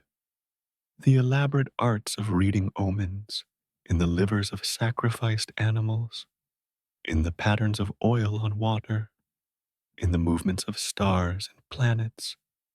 These arts continued for centuries after Mesopotamian political independence ended. But eventually, the practitioners died without passing on their knowledge. The texts that preserved their methods were copied less frequently, were stored in archives that were eventually abandoned, were preserved only fragmentarily in the archaeological record. The transition was not sudden, but gradual, not absolute, but uneven. While Delphi declined, new oracular traditions emerged elsewhere. While ancient priesthoods died out, new forms of prophecy arose in Christianity and Islam. The human need to know the future did not end. Only the specific traditions that served that need changed. But something was lost when the ancient oracles fell silent, not merely the specific predictions they offered, but the relationship between humans and divine that they represented, the belief that the gods were willing to communicate with humans, the hope that the future could be glimpsed if proper rituals were performed. The archaeological evidence preserves the physical setting, but not the spiritual experience. We can excavate Delphi, can identify the temple, can theorize about the chasm and the vapors, but we cannot hear what the Pythia said, cannot experience the awe that pilgrims felt approaching the sacred precinct, cannot understand what it meant to receive a prophecy that might shape one's life decisions that one believed came from a God that carried divine authority, however ambiguously expressed. We descend in imagination into an oracle chamber in its final days. The furniture is worn, the paint is fading, the attendance is sparse. The priestess sits on her seat, performs the ritual she was taught, speaks the words that rise within her. Are they divine? She does not know. Were they ever divine? Or were they always the product of gas and psychology and clever interpretation? The question did not trouble her predecessors, who lived in a world where the gods' communication with humans was simply fact. It troubles her, living in a world where such communication is increasingly doubted, where philosophers question and emperors legislate, and the old certainties are crumbling. She speaks her prophecy. To whom? A few devotees, perhaps, who still believe. A curious traveler who wants to experience an ancient tradition before it vanishes. A scholar collecting antiquities who will record the words but not the experience, who will preserve the text but not the faith. The prophecy is ambiguous, as prophecies have always been. Those who hear it will interpret it according to their own needs, will find in it what they seek to find. Whether Apollo speaks through her, whether gas induces visions, whether she simply says what she feels prompted to say, these questions have become unanswerable, perhaps have always been unanswerable, perhaps are the wrong questions to ask. The final consultation concludes. The priestess descends from her tripod, returns to whatever ordinary life she leads when not prophesying. The temple staff clean and close the sacred space. The next consultation is scheduled, but will anyone come? The attendance has been declining for years. The funding is inadequate. The priests grow older without attracting younger successors. The tradition that has sustained itself for centuries is ending, not through persecution, but through obsolescence, not through violence, but through indifference. We close as twilight settles over the silent temple. The chasm may still release its vapors. Geological processes continue regardless of human uses for them, but no one sits above to breathe them. No one speaks the words they might inspire. No one carries divine messages to anxious suppliants. The voice has fallen silent. The tradition has ended. The oracle pit that once linked heaven and earth now connects only stone to stone, darkness to darkness, silence to silence. The oracle, the last priestess, the words no one recorded, forever silent now, forever ended, forever testifying to the impermanence of even the most sacred tradition, the mortality of even the most ancient voices. In temples aligned to celestial events so rare that lifetimes passed between their occurrences, gates stood that opened only when stars and sun and moon achieved configurations calculated by astronomers generations before. The gates were ritual gates, astronomical gates, passages aligned to moments that no single human would witness more than once, that connected living observers to calculations made by the dead, that marked time in increments that exceeded human comprehension. Stonehenge aligns to the summer solstice sunrise, an annual event witnessed each year by those who gather at the monument. But Stonehenge may also align to more complex lunar cycles, including the 18.6-year lunar standstill, when the moon reaches its maximum and minimum positions on the horizon. Those who built Stonehenge could not have observed a complete lunar standstill cycle in a single lifetime unless they lived unusually long. They built for observations they would not complete, calculations they would not verify, alignments whose significance they understood through inherited knowledge rather than personal experience. Maya temples aligned to astronomical events that occurred even less frequently. The Dresden Codex, one of the few surviving Maya books, contains calculations for Venus cycles stretching hundreds of years into the past and future. The priests who made these calculations did not need them for immediate purposes. No one was planning a ceremony 300 years hence. They calculated because calculation was sacred, because understanding celestial patterns was a form of worship, because the ability to predict demonstrated mastery of knowledge that connected human minds to cosmic order. Egyptian temple oriented toward stars whose positions shifted over millennia due to precession, the slow wobble of Earth's axis that changes which stars appear at which positions over cycles of approximately 26,000 years. A temple aligned to a star's rising at one date would become misaligned over centuries, would no longer achieve the sightline intended by its builders.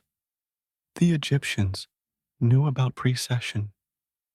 They observed that stellar positions shifted that over generations and may have built, knowing that their alignments were temporary, that the temples they constructed would eventually need adjustment, that permanence was impossible in a cosmos that was itself in motion.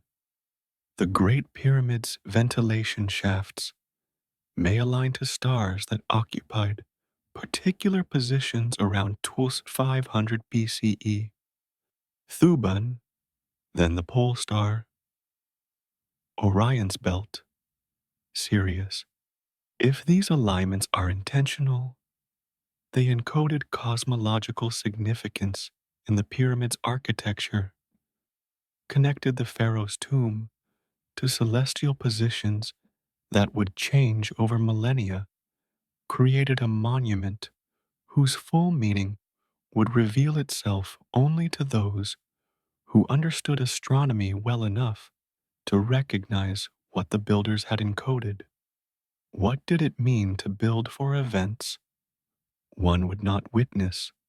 It meant understanding oneself as part of something larger than individual existence, as participant in a tradition that extended backward to ancestors and forward to descendants, as caretaker of knowledge that required generations to accumulate and verify.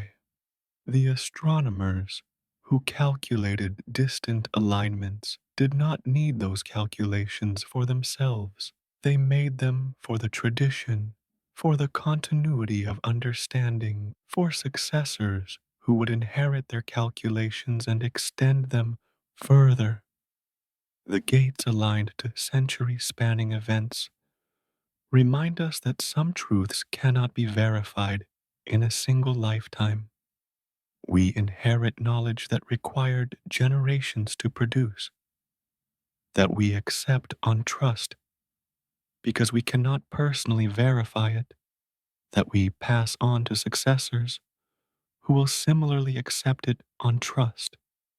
The chain of transmission that connects us to ancient astronomers through copied texts, through rebuilt instruments, through traditions maintained across centuries, is itself a kind of faith, a belief that the past was competent and honest, that the knowledge we inherit is reliable despite our inability to check it against direct observation. We stand in imagination at a gate aligned to a celestial event that last occurred before we were born and will next occur after we are dead. The gate exists. The alignment was calculated by astronomers who are dust. The event will come. The stars will move into position. The light will fall through the aperture as predicted. The moment the builders intended will arrive. But we will not witness it. We accept on faith that the calculations are correct, that the gate will open as designed, that the knowledge we have inherited is true. The gate remains closed now. The stars are not yet in position. The calculations exist in text and in stone, in the architecture that embodies astronomical knowledge, in the tradition that maintains understanding of what the structures mean. Someday, we trust, the gate will open, the light will fall, the alignment will be achieved. Those who witness it will know that the builders, centuries ago, understood something true about celestial movements, built something that would function correctly long after they were gone. We close as twilight deepens and stars emerge, the same stars that ancient astronomers watched, whose movements they calculated, whose positions they encoded in temple alignment. The stars do not care about our watching. They move according to laws that human observation can discover but not alter. The gates that open toward them are human creations, human attempts to connect with cosmic regularities, human efforts to participate in something larger than individual existence. The gate opens once each century, or once each millennium, or once in the lifetime of a civilization, toward whatever the builders calculated it would open toward. We do not know what they named the event, what they called the configuration, what significance they attached to the moment when light would fall through properly aligned stone. Their names are lost. Their calendars are silent. Their understanding of what they built has faded into the fragmentary record we inherit. But the gate remains. The alignment endures. The calculation, if correct, will be verified by celestial movements that continue regardless of whether anyone watches. The gate, the opening, the light that will fall when stars achieve their appointed positions. Forever waiting, forever aligned, forever ready to open toward what no chronicle named, but what the builders knew was coming. Conclusion: the dawn that is always breaking. The night deepens, the chronicles close. We have walked corridors that no one finished, stood at harbors that serve coastlines, now drowned, descended into libraries that sank before their final scrolls were read. We have listened for oracles whose last words went unrecorded, traced trade routes where silk became story, counted days by calendar no one living remembers using. The journey through ancient worlds is complete for tonight, but the worlds themselves continue in ruins that still stand, in texts that still speak, in alignments that still mark celestial events, in questions that still await answers. What have we learned?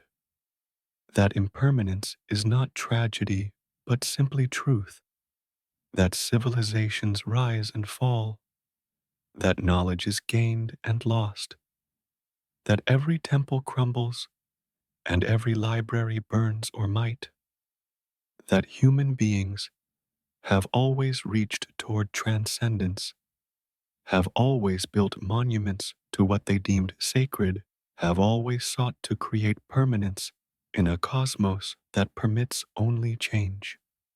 The reaching is perhaps more important than the grasping. The building is perhaps more meaningful than the monument. The seeking is perhaps itself the finding. We have learned that we are connected across time. The silk we wear carries echoes of looms in ancient China. The mathematics we use descends from calculations made in Baghdad and Alexandria. The religions that shape our world traveled ancient trade routes, transformed through translation, arrived in forms their founders would not recognize, but that serve the spiritual needs of billions. We inherit more than we can trace, owe debts to more than we can name, participate in traditions that extend backward beyond our knowledge and forward beyond our imagination. We have learned that incompleteness is not failure. The corridor that ends before reaching its destination teaches through its incompletion.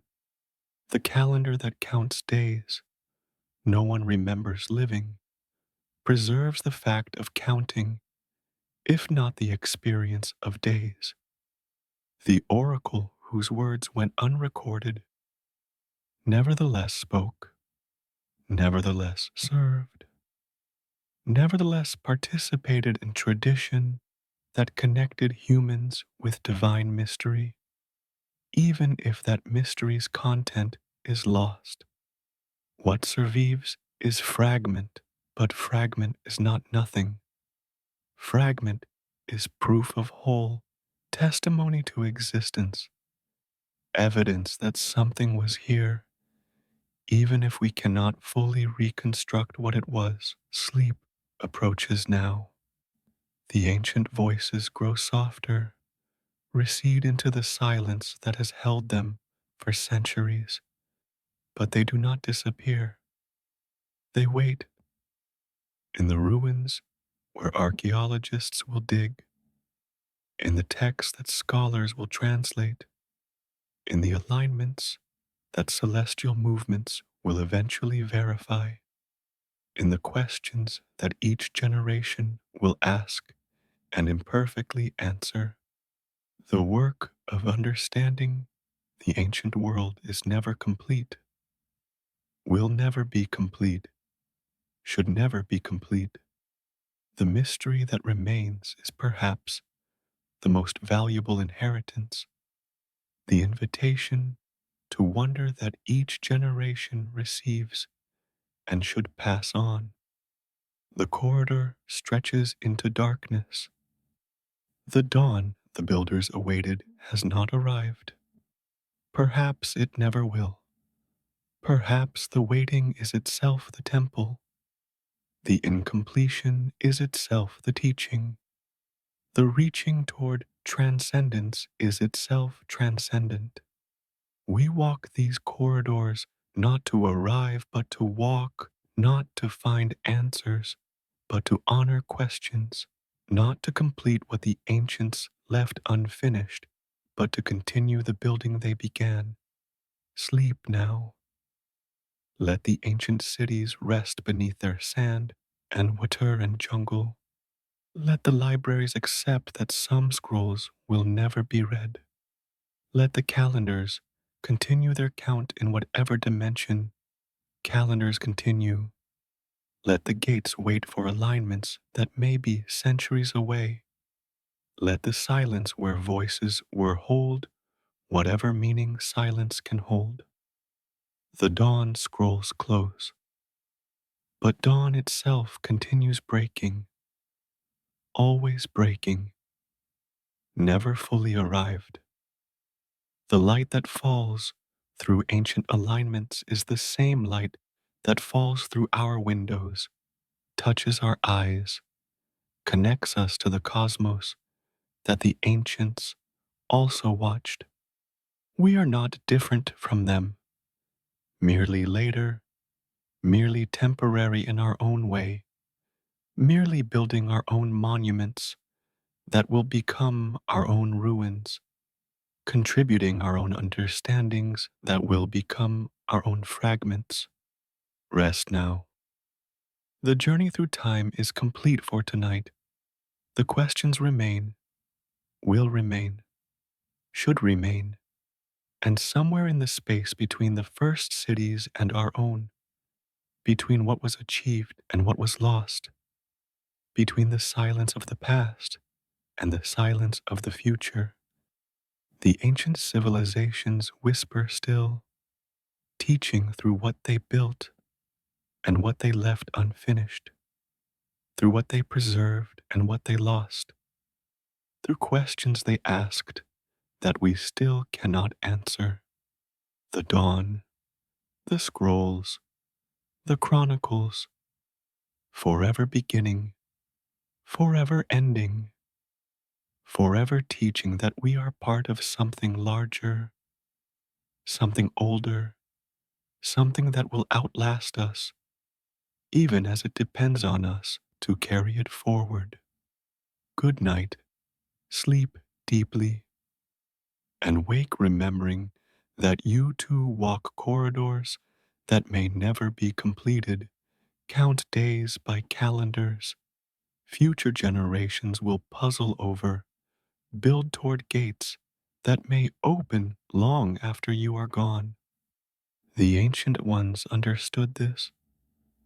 Perhaps that is their greatest teaching, not the specific knowledge they accumulated, but the faith that begins what it cannot finish, that builds knowing that nothing lasts, that reaches toward transcendence while accepting that no reaching fully arrives.